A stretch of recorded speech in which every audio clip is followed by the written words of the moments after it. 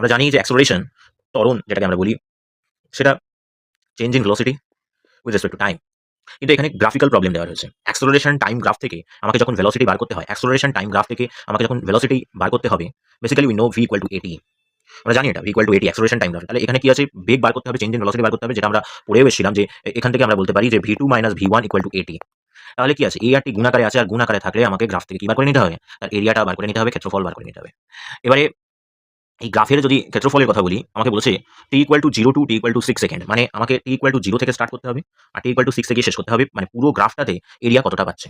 তার মানে আমাদের দুটো ট্রায়াঙ্গেল বা ত্রিভুজ রয়েছে। এই ত্রিভুজ দুটোর প্রথম কথা হচ্ছে, যদি আমরা নাম বসাই, এটাকে যদি ও বলি, এটা এ, এটা বি, এটাকে সি যদি বলি, এটাকে ডি যদি বলি, আমাকে এ ও বি গ্রাফের এরিয়া বার করতে হবে। আর এটা কি করতে হবে?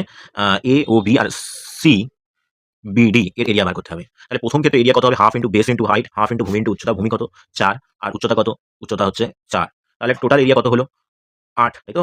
আর সিবিডির ক্ষেত্রে যদি দেখি, এরিয়া কত হবে? Half into base into height, আবার বেস হচ্ছে 2, হাইট হচ্ছে তোমার 0 থেকে 4 নেমেছে, তাহলে হাইটও 4। তাহলে কেটে 4 হলো আবার। তো আমরা দেখছি উপরের এরিয়া হচ্ছে h, যদি পুরোটা মিটার পার সেকেন্ড স্কয়ারে রয়েছে, তার মানে যে ভেলোসিটিটা বেরোবে সেটা মিটার পার সেকেন্ডে বেরোবে। কিন্তু আমরা জানি ভেলোসিটি একটা ডিরেকশন আছে। উপরের ক্ষেত্রে ভেলোসিটি কত হয়েছে? যদি উপরের ক্ষেত্রে ভেলোসিটিটা 8 মিটার পার সেকেন্ড হয়, নিচেরটার ক্ষেত্রে ভেলোসিটি কিন্তু -8 মিটার পার সেকেন্ড হবে, কারণ সেটা নেগেটিভ সাইডে রয়েছে।